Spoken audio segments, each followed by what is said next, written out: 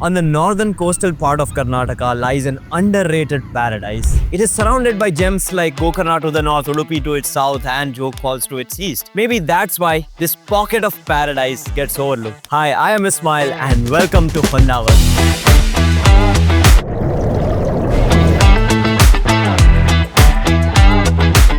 I visited the towns of Murdeshwar and Honnavar for 3 days. After my trip, I realized that if I had answers to these 8 questions, my trip would have been perfect. So coming back to Bangalore, I have done the full travel planning homework.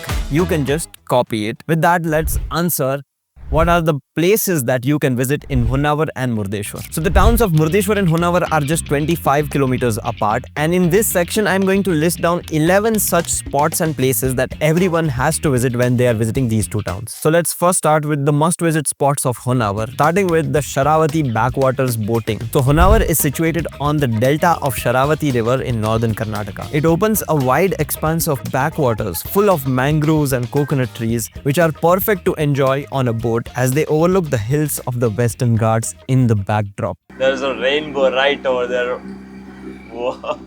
It takes 1 to 1.5 hours total time for a boat ride. The cost starts at about 1200 per boat and can accommodate a group of up to 10 to 12 people. You will find tons of operators offering boat rides at all popular tourist spots. So you don't need to pre-book the ride, but it is best if you do it early in the morning. So fix a timing at least a day in advance with the operators. Thank you, Bhaiya. I'm leaving the contact number of the operator we went with and you can reach out if needed. We had a great time with him. This is one of the 12 blue flag beaches of India, the Eco Beach of Kasaragod. As of now, 12 beaches in India have been awarded the blue flag status. It is a certification that ensures that 33 environmental and safety criteria are met. The Eco Beach in Kasaragod, which is nearest to Honnavar, is one such beach. You will find a lifeguard with safe swimming areas and other facilities like clean toilets, showers and changing areas. There is a children's play area and lots of trees at the back to enjoy a great time on this beach. Next is the Eco Beach Tree Park, which is right next to the Kasaragod beach. As the name suggests, it is a huge park overlooking the ocean with gazebos, swings and play areas. It can be a nice relaxing break from the sun to sit and enjoy the ocean under a canopy of trees. This is the mangrove board walkway of Honnavar. Just 1 kilometer away from the Eco Beach is this popular attraction of Honnavar. Till date, we have only kayaked over the mangroves, but this is the first time that we are walking through the mangroves. The mangrove boardwalk is an elevated wooden walkway through a mangrove forest on the Sharavati riverbank. It's about 20-minute walk through the mangroves. Ideally, you can spot a lot of wildlife and marine life if you watch silently and patiently. But due to the nature of the boardwalk, it does get crowded very fast. So visit early mornings to skip the rush. We went around 9 AM and got the whole place to ourselves and it looked wonderful. Next is the Apsarakonda waterfall. This spot is about 5 kilometers from Honnavar and is a tiny waterfall which drops into a small pool below which has a temple near it. It dries up to a thin stream in the summer months, but you can take a dip in this water below. Please keep it neat. It does get crowded in this small space on holidays and weekends, so visit as early as you can to skip the rush. Next spot is the Apsarakonda Sea Park. Right near to the waterfall is this park. It sits on the top of the hill overlooking the ocean. It has a few benches and a walkway to enjoy the views and vistas that open up. People visit it along with the waterfall to spend some time and chill. A good sunset is visible from this spot overlooking the ocean. Next spot is the Apsarakonda beach. It is this beautiful beach about 5 kilometers from Honnavar. It has this huge cliff jutting out right at the beach with a hill nearby. It makes the landscape very beautiful. You find fewer people at the very end right near to this cliff at this beach.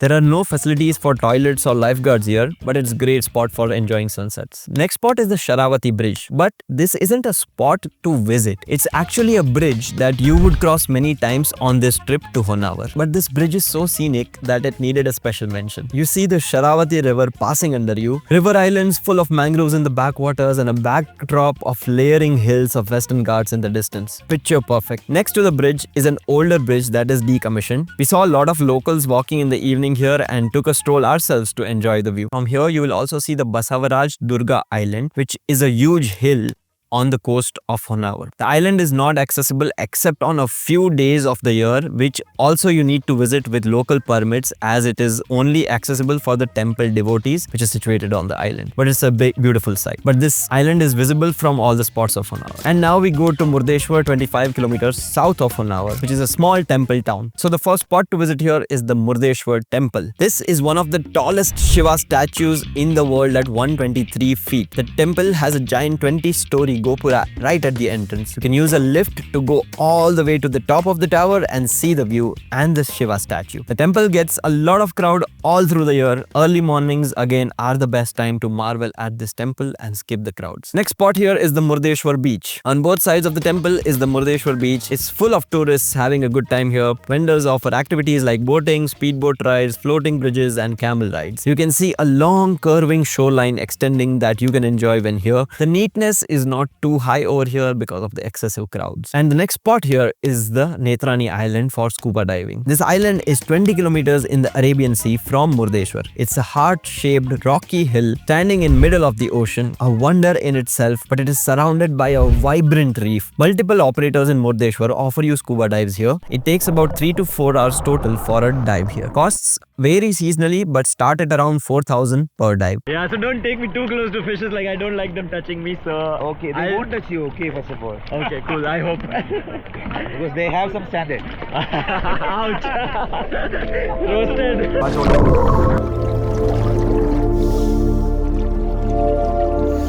On my trip in October, the visibility here was excellent and I had a wonderful time to experience my first scuba dive here. The above 11 spots which I mentioned can be covered over 2 days and it would make quite a memorable trip by itself if you visit these. But let's say you have some more days or feeling like exploring more or are driving from nearby cities like Bangalore, Mangalore, Hubli and you want to check out some more spots while on the way. Then I have compiled a list of 24 such spots which are about 50 to 60 kilometers from Honnavar in all directions. Some are popular like the Idagunji Ganpati Temple, Jog Falls, but some are also offbeat like the Ramnagindi Beach or the Bangara Kusuma waterfall. They all are worth checking out if you have the time and willingness to explore. But since everyone might not be looking for this information, I will share it at the end of the video. First, I'll share all the important information for this trip. So with that, let's answer the next question. What is some of the foods that you should try and where can you find that in Honnavar and Murdeshwar? Now, these regions are obviously known for the coastal cuisine and especially the ghee roast style of cooking. Now, note that there aren't too many fine dine options or great cafes with ambience and fine dining options in both these towns, but there are a few local joints that you would definitely enjoy some good food at. So when in Honnavar, try Shilpa Coffee House for quick early breakfasts, Romancia for Arabian kebabs and mandis, Nagwaker's restaurant for fish and grills, New Rameshwaram restaurant for North and South Indian and Indo-Chinese options, Mane Uta Gandana Oni, which is a super local seafood joint, Baba's Cafe Rooftop Restaurant, which is a chill cafe for continental food. Now Murdeshwar receives a lot of footfall of pilgrims and tourists, so you can expect a lot of restaurants all around the temple. They will all serve you basic South Indian food and meals, both veg and non-veg. A few notable mentions here are Netrani Cafe for fast food and Indo-Chinese, Karavali Lunch Home which offers meals and South Indian cuisine, Kamath Restaurant near the highway for decent dosas and curries, Nayak Fishland for seafood, and Hotel Sri Ayodhya where you can get pure veg food. Swiggy, Zomato and all other food deliveries are not available in either of these towns. Before going to the next section, I know there was a lot of information, names, contacts, timings to note down, and there is going to be more and you will feel like you should have noted it all down. So to make that easier, I have compiled all this information into this offline PDF digital travel guidebook. I have added offline maps, distances, timings, links, costs and additional sections like the itinerary, budget and more. You can purchase this guidebook from our website Explore the Earth. You can find the link here or in the description. Your purchase supports us in making such videos and the guidebook will help you in your trip planning. Win-win. So let's jump to the next section, which is going to be your accommodation options when in Honnavar and Murdeshwar. I have recommended a mix of homestays, hotels and Airbnbs and divided them into two options. One has all the budget options, the other has some comfort and luxury options. All the recommendations are conveniently located in these two towns. I will quickly show you pictures of these stays as I list them down, but to make it easier for you, I have left a link for a blog post over here and in the description where you can find all the direct booking links to all of these stays. Let's start with some of the comfortable stays that you can find in Honnavar. They are in no particular order: Arcadia Homestay, Kasarkot Coral Homestay, Friedel Homestay, Good Vibes Homestay, JFZ Homestay, Johmena Serena Homestay, Ashrayam Hotels and Resorts Lakeview, Viru Riverfront Nature Homestay. And now some budget options that you can consider when in Honnavar are Casa Ardilla, Greenery AC Rooms, Sagar's Classic Inn, Braganza Homestay, Beach Residency, and some Airbnbs to choose from. Earthen Home in Honnavar, Trip Thrill Bidara Homestay. Now let's go to Murdeshwar. Some comfortable options here are Mawali Beach Heritage Home, Coastal Pearl Homestay, Ocean Mist Beach Homestay, Oceanfront Benzi Palace Resort, RNS Residency Seaview, Sun and Sand Luxury Stays Seaview, Miraya by the beach.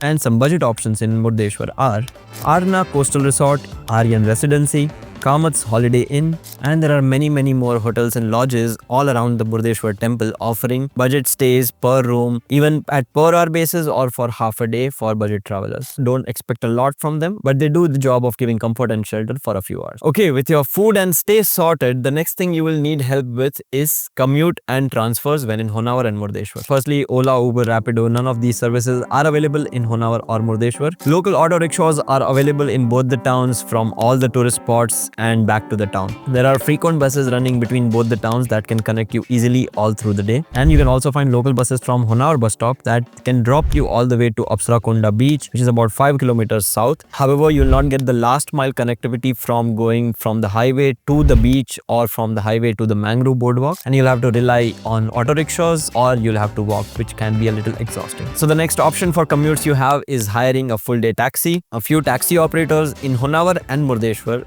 are KK Tourist, Manvita Cab Service, Sri Jodi Mahasati, St. Anthony Tour and Travels, Coastal Tours and Travels, Murdeshwar Bike Rental and Taxi Service, Raj Tours and Travels, Murdeshwar. And if you are comfortable with it, I would recommend hiring a two-wheeler from either of the two towns, which truly felt like the best option to commute and enjoy the scenic beauty. So to rent a bike in Honnavar and Murdeshwar, you can contact these operators: Coastal Riders Bike Rentals, Kai Ride Bike Rental, Piru Rental Bikes Honnavar, GK Wiz Wheel Rental Bikes, Murdeshwar Bike Rental and Taxi Services, Aryan Bike Rental, Bhairava Bike Rental. I also found two operators offering self-drive cars in Honnavar, which are Pooja's Car Rentals, Chirayu's Self Car Rental. The bike rentals may vary. A full day 4-seater taxi may start from about 2,500 to 3,000 per day. A bike rental may start at about 500 per day, but it varies greatly depending on the season and the rush. With all this information answered, the next obvious question is the budget and how much will it cost to do a trip to Murdeshwar and Honnavar. So let's do a budget breakdown for one person who is going for 2 days and 1 night to these both towns. The costs can come up like this: stay per night about 2,000, food about 1,000 per day, transport and commute about 700 per day, tickets and activities can be about 100. So that rounds up at the total to about 5,000 for a 2-day trip.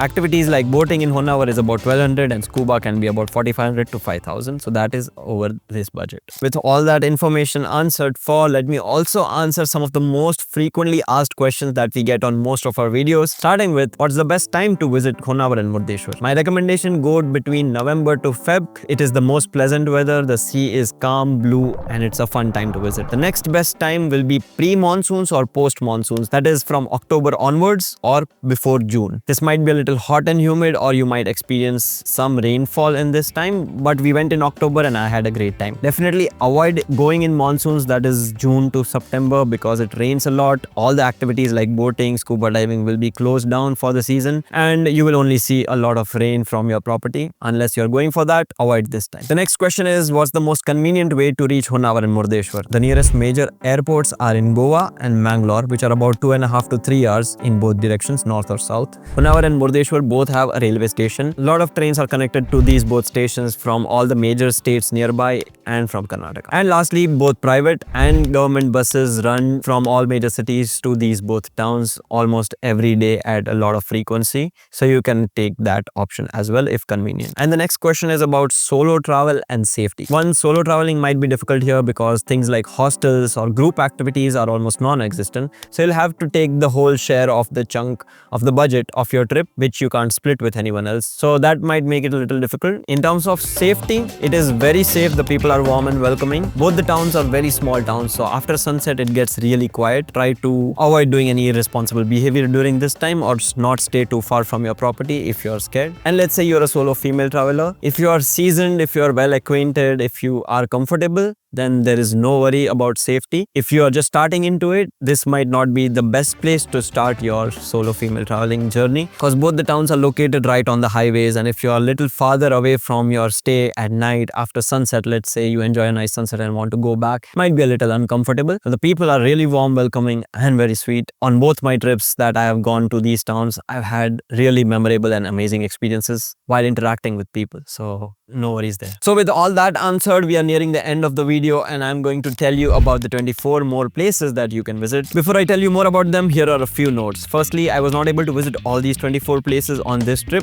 A few of them I've already visited on my previous trips, and some of the spots that I found while doing my research are the ones which I really would like to visit on my next trips, and that's how I've compiled these 24. After this section of the video, I'm going to share my trip log with you, which is going to be a raw unscripted segment where I share how this trip went, things I didn't like, things I liked, what I would do differently, and some more information that I would like to share with you. And lastly, the 24 more places that I'm about to share with you, I have subgrouped them in 3 different clusters or zones based on the directions or the roads they are on. So let me start with the spots which are east to Honnavar in the interiors on the southern bank of the Sharavati river. The spots are arranged from closest to farthest based on their distance from Honnavar town. First one is Colonel Pillar, a remnant of colonial era, a tower commemorating the British colonel who died fighting the ruler of Gersopa. Second is the Idagunji Mahaganpati temple, a centuries-old temple dedicated to Lord Ganesha, one of key pilgrimage spots in coastal Karnataka. Next is Kodlamane Shri Mahavishnu temple, ancient temple in the forest known for its sacred spring and serene surroundings. Then we have ancient Sri Chaturmukha Digambara Basadi. It's a 16th century Jain temple with 4 symmetrical entrances and a detailed stone carvings, a peaceful ride through nature to reach here. Next group is the spots in the Gersopa village towards Jog Falls, which is again east of the Honnavar town, but these are on the northern bank of the Sharavati river on the east. So here we have Kudrugi Hanging Bridge, which is a suspension bridge over Sharavati river connecting nearby villages, offering scenic river views. Then we have Bangara Kusuma waterfall. It's a waterfall deep in the Western Ghats, accessible by a short hike. It might dry up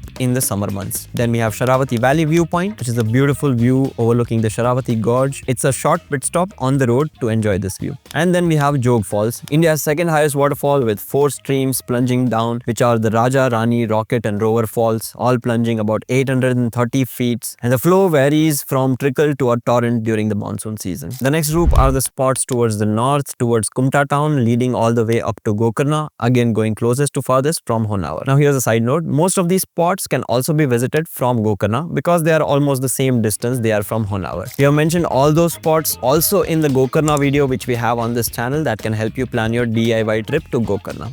Let's get started. First is the Ramnagindi beach. It's a quiet beach north of Honnavar tucked between 2 hills with a wide sandy stretch and minimal crowds. Next is Karikana Parmeshwar temple, a hilltop temple amidst forest. People take blessings and enjoy the view from the top here. Then we have Vishnu Tirth, which is a temple pond in Kumta town. Locals often take a swim here. Then we have Mirjan Fort, a 16th century laterite fort featuring moats, wells, watchtowers from the Vijayanagara era. Then we have the Yana caves, unique limestone formations in dense forest housing a small Shiva temple in the caves underneath. It's a no-network zone, so keep an offline map when you visit here. Then we have Vibhuti Falls, which is a multi-tiered waterfall in forest near Yana with a small pool below. It's ideal to visit post-monsoons, and a small forest road of about 10 kilometers connects you to this falls from Yana caves. However, take local advice before using this road to know its conditions. And then lastly here we have Gokarna, which is a popular coastal town known for its temples, beaches, blending spirituality with backpacker culture. We have a detailed Gokarna video also available on this channel. Use that to plan more from that trip. Now let's go to the next cluster. These are spots to the south towards the Udupi on the coast. Most of these spots are only enjoyed by locals and are not so popular. So here they are. First is the Hadin Eco Beach. It's a small lesser known beach near Bhatkal town, developed with basic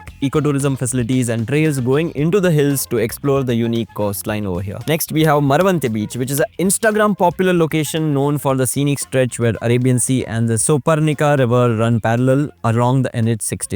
Next we have Bayandur, which is a coastal village known for Someshwara Beach and the Otinene Hill viewpoint. And then we have Kundapura, which is the coastal town with a long sandy beach and lighthouse offering panoramic sunset views and great coastal cuisine. And the last cluster, some more spots which I found towards the Sirsi and the Siddhapura town in the Western Ghats. These are Unchali waterfalls, which is a grand 400 feet waterfall near Sirsi, which is formed by the Aganashi river surrounded by forests. Then we have Niger Falls, which is a seasonal waterfall near Siddhapura located deep within thick forest. And we have Burude Falls. It's a tired waterfall near Siddhapura, which is accessible by a short forest trek, mostly active in monsoons. Then Netgod waterfalls, which is a beautiful seasonal waterfall near Yellapur. It is surrounded by dense greenery. And lastly, Bhimana Gudda. It's an elevated viewpoint overlooking the Sharavati backwaters and the forested valleys around it. These last few spots in this last cluster are quite adventurous. It takes a little longer to reach from Honnavar and are nearer to the towns of Siddhapur and Sirsi. Some of the waterfalls which I mentioned are also seasonal, which means they dry up in the hotter months. And to reach some of these waterfalls, you might need a local's help, which you can get from the nearest towns from the access points, because the Google Maps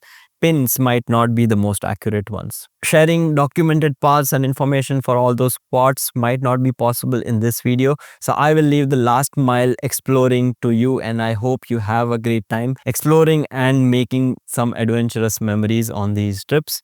But whenever you visit any of these spots, please be utmost responsible, do not litter, be mindful of the environment and the locals around you. And that brings us to the last section of this video, the trip log from my trip in October 2025. So a quick recap of my trip. We left in an overnight bus from Bangalore to Murdeshwar, reached early morning. From the highway, we found a local bus going to the temple for just 5 rupees per person. That dropped us right at the temple. We explored the temple early morning, and then around 9 AM we went for our scuba dive. We collaborated with an operator called Live Murdeshwar. You can check out our reel on Instagram that we partnered with them to post. We came back from the dive around 2 PM, had our lunch right near the temple. Again, we took a local bus to the highway, and then from highway found another bus in like 5 minutes that was going towards Honnavar. Dropped us at Honnavar around 4:30 or 5 PM. We were exhausted from the dive, so we found a scooter to rent. We took a budget stay that he knew of, and then we saw a beautiful sunset from the Sharavati bridge. Next day we woke up early morning, visited Apsarakonda waterfall, then Mangrove boardwalk, then Eco Beach, had lunch near the beach itself. In the evening we went to Apsarakonda beach. Next day we went for a boat ride in Honnavar in the Sharavati river. The operator details I already mentioned. After that ride, we took a bus to Bangalore. Things I didn't like on this trip. Murdeshwar town was really crowded with a lot of pilgrims, and because of that, it was not kept very tidy. The beach was very unclean and the streets were full of lot of litter. I just didn't like going through that crowds.